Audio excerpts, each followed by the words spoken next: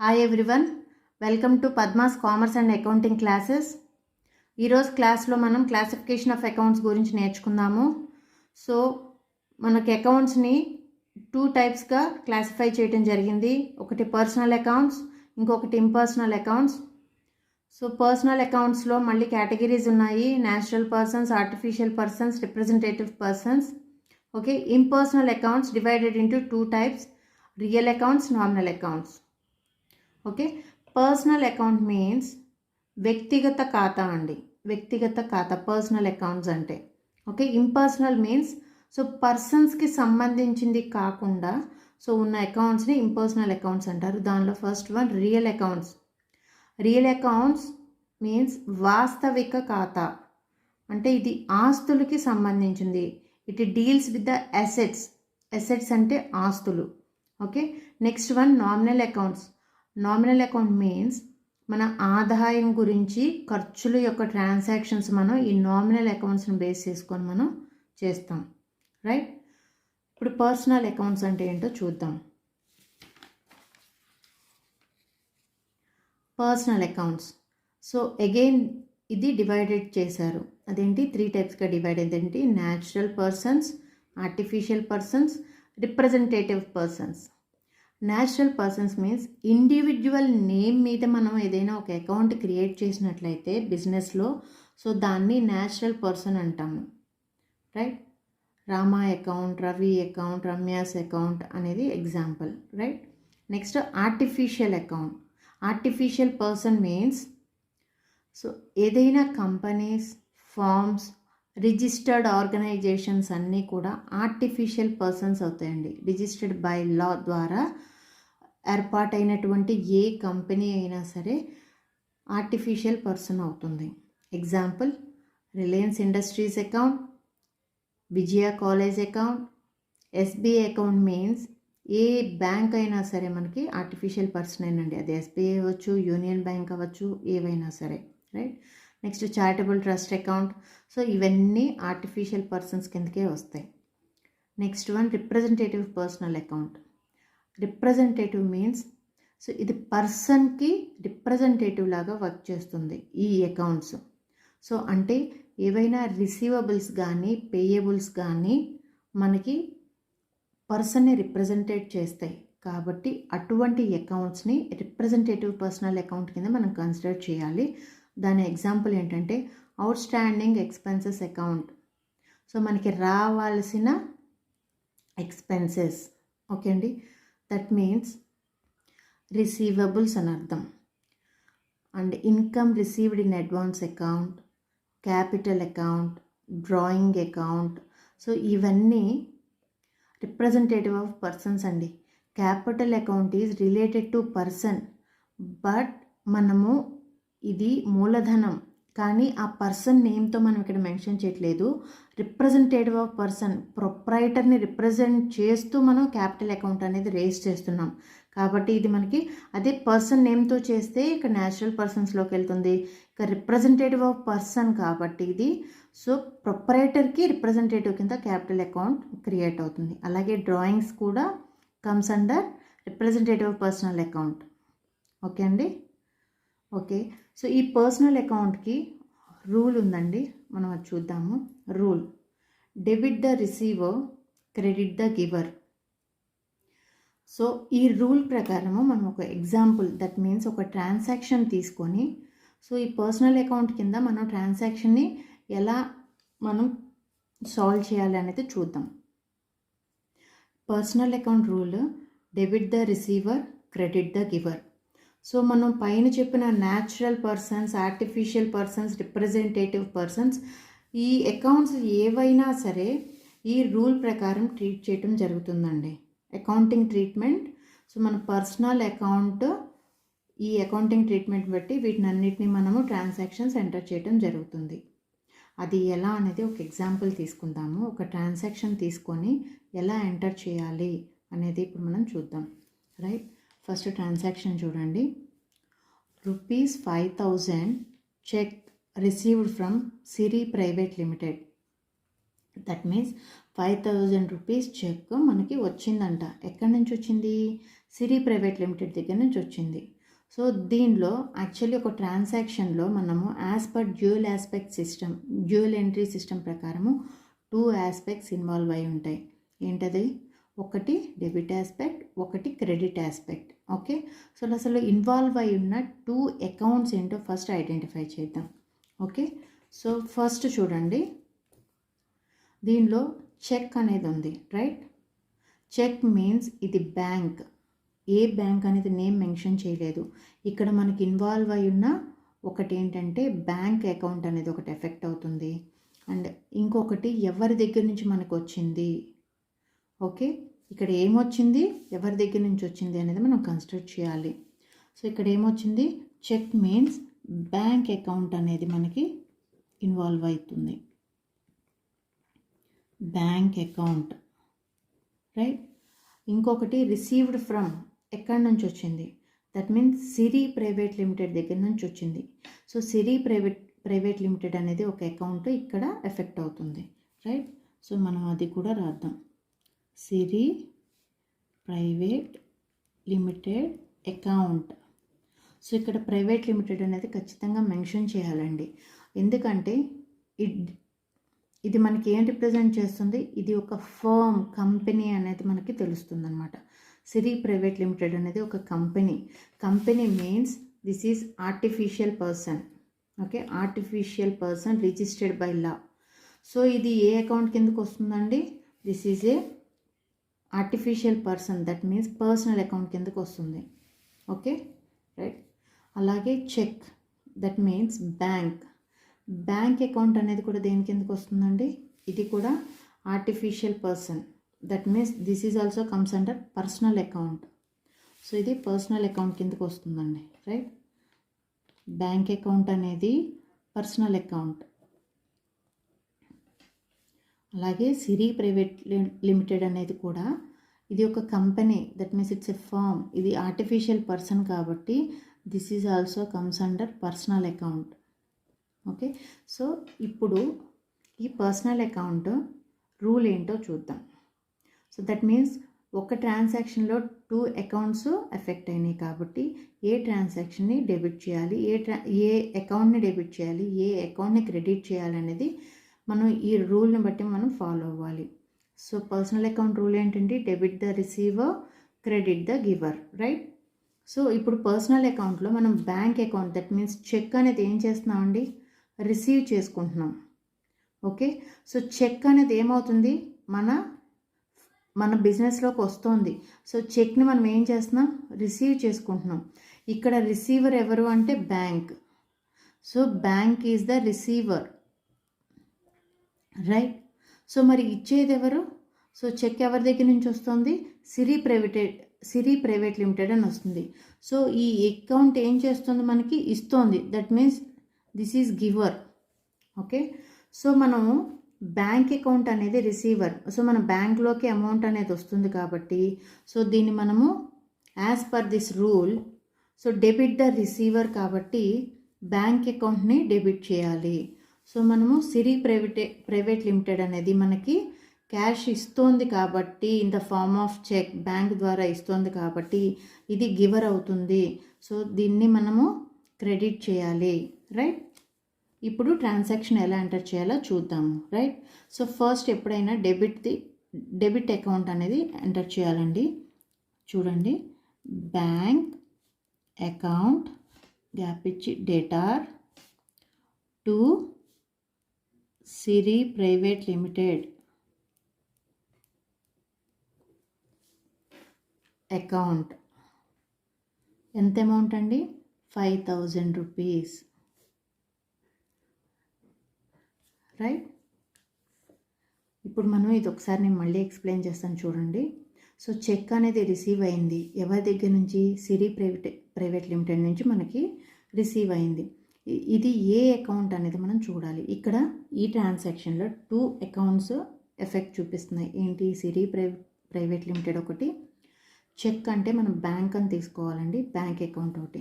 So bank account, Siri private limited, ఈ 2 accounts మనకి effect చూపిస్తున్నాయి. Okay, bank account comes under which account, that means personal అకౌంటా, real అకౌంటా. Okay, so ఏంటి అనేది మనం ఫస్ట్ ఐడెంటిఫై చేయాలి. బ్యాంక్ అకౌంట్ అనేది artificial person. Okay, it's a artificial person కాబట్టి ఇది పర్సనల్ అకౌంట్ అవుతుంది.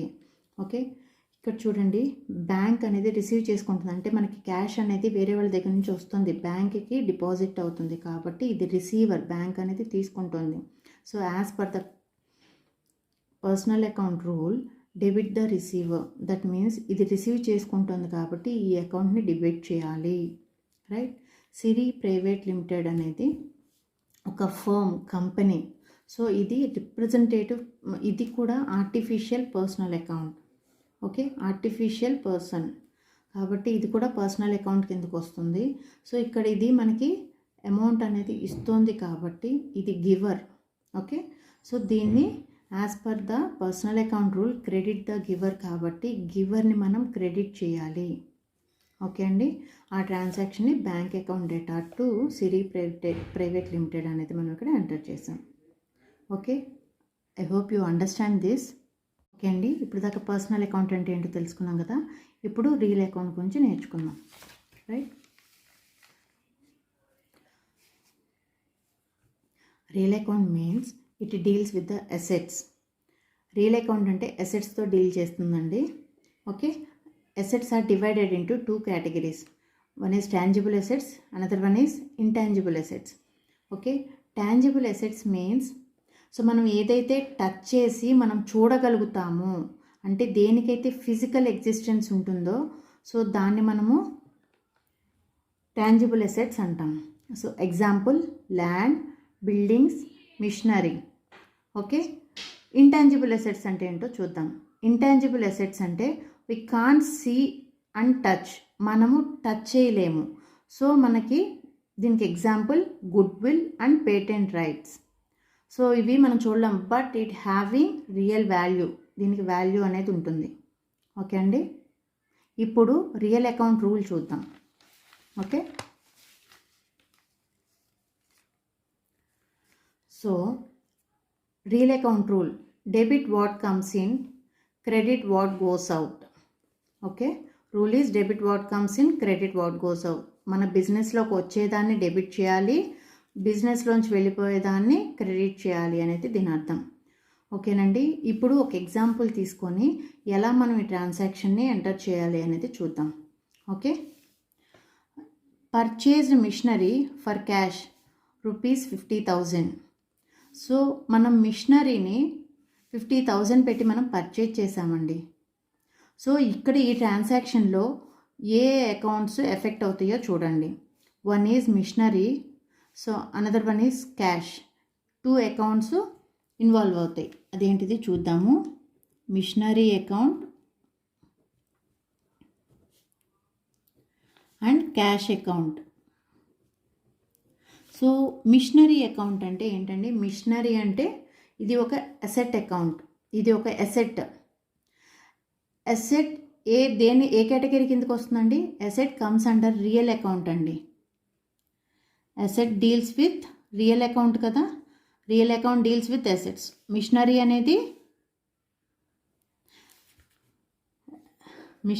అసెట్ కాబట్టి సో అది రియల్ అకౌంట్ కిందకి వస్తుంది. అలాగే క్యాష్ అనేది కూడా అసెట్ అండి. సో ఇది కూడా రియల్ అకౌంట్. ఓకేనా?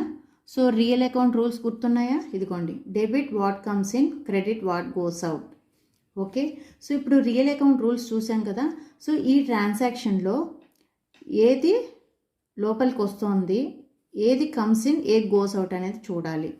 సో మిషనరీ అనేది మనం పర్చేజ్ చేయడం వల్ల మన బిజినెస్లోకి వస్తుంది. దట్ మీన్స్ మిషనరీ అనేది కమ్స్ ఇన్, లోపలికి వస్తుంది.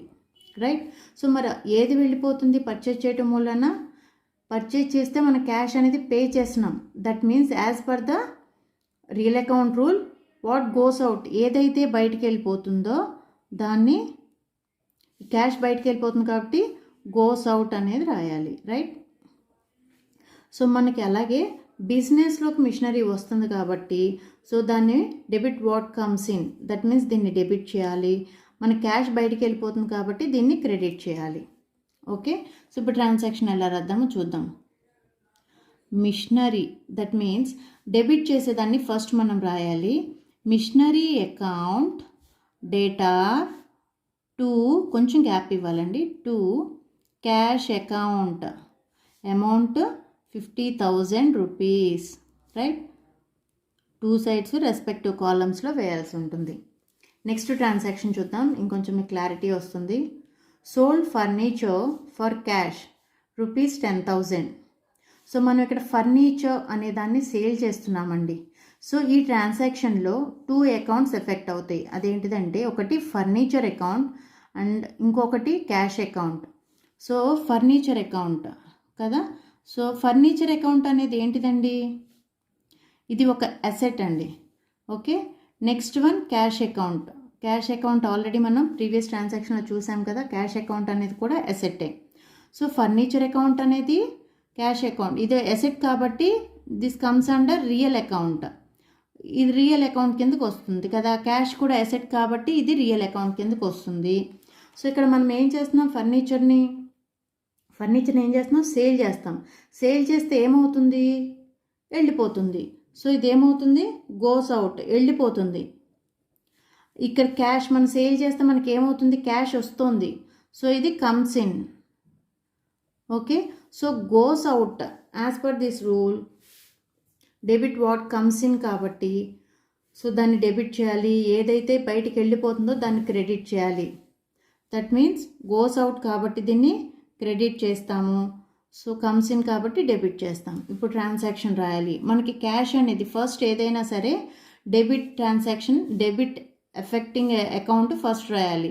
That means cash account debtor to furniture account. Okay, furniture account amount ఎంత, 10,000 రూపీస్. ఓకే అండి, I hope you understand this real account. Okay, ఇప్పుడు నామినల్ అకౌంట్ గురించి చూద్దాము. సో మనము ఇంపర్సనల్ అకౌంట్స్లో ఒకటి రియల్ అకౌంట్, ఒకటి నామినల్ అకౌంట్ కదా. సో మనం రియల్ అకౌంట్ నేర్చుకున్నాము, ఇప్పుడు నామినల్ అకౌంట్ నేర్చుకుంటున్నాము. సో ఇక్కడ ట్రాన్సాక్షన్ చూడండి. ట్రాన్సాక్షన్ చూసే ముందు నామినల్ అకౌంట్ రూల్ చూడండి.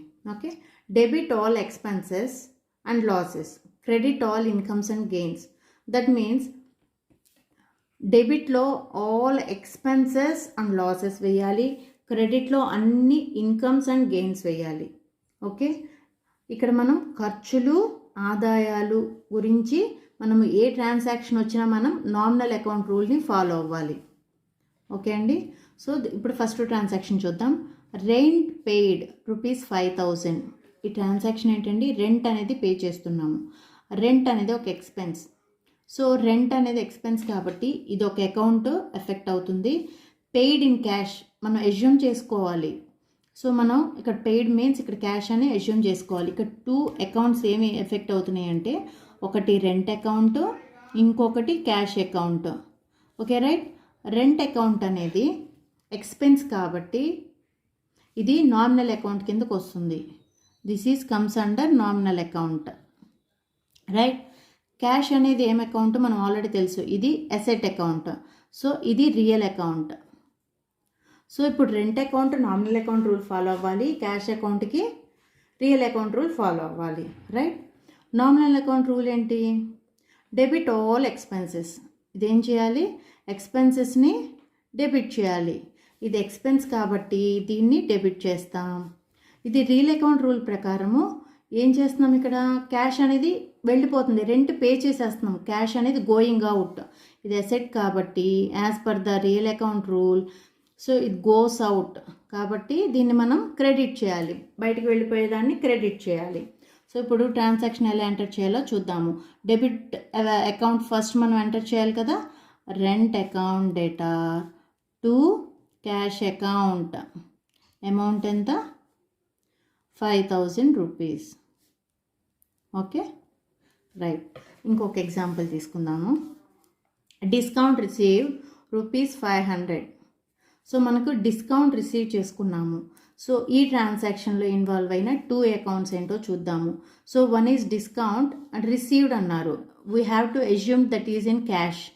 సో ఇక్కడ 2 అకౌంట్స్ ఏంటంటే ఒకటి discount account, discount account and another one is cash account.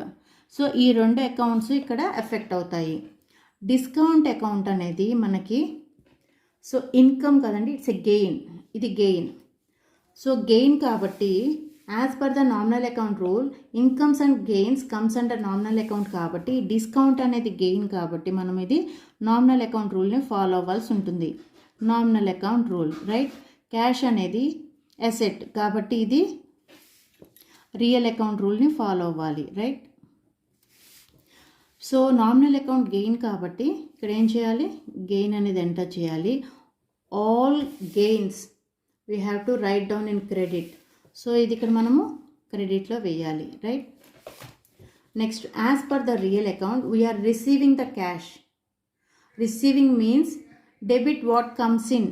ఇదేంటి మనం రిసీవ్ చేసుకుంటున్నాం అంటే కమ్స్ ఇన్, మన బిజినెస్లోకి వస్తుంది. మన బిజినెస్లోకి వచ్చేదాన్ని మనం ఏం చేయాలి, as per the real account rule debit చేయాలి. ఓకే, సో ఇప్పుడు ఈ ట్రాన్సాక్షన్ ఎలా ఎంటర్ చేయాలో చూద్దాము.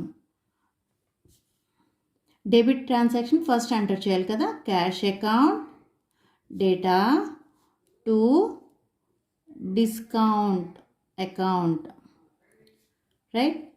So amount 500 rupees, right. ఇప్పుడు మనము మెయిన్లీ ఈరోజు ఏమేమి నేర్చుకుందాం ఒకసారి రీక్యాప్ ఇద్దామండి.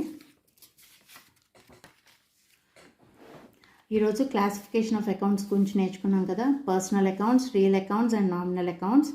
ఓకే, సో యాక్చువల్లీ ఈ అకౌంట్స్ యొక్క రూల్స్ వీటినే గోల్డెన్ రూల్స్ ఆఫ్ అకౌంటింగ్ అంటారండి, రైట్.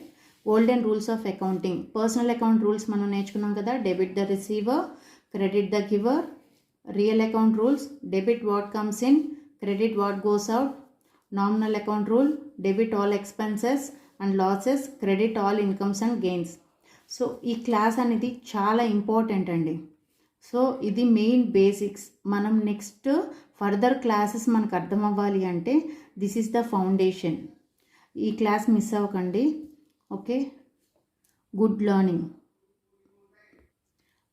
ఐ హోప్ మీకు అర్థమైందని అనుకుంటున్నాను.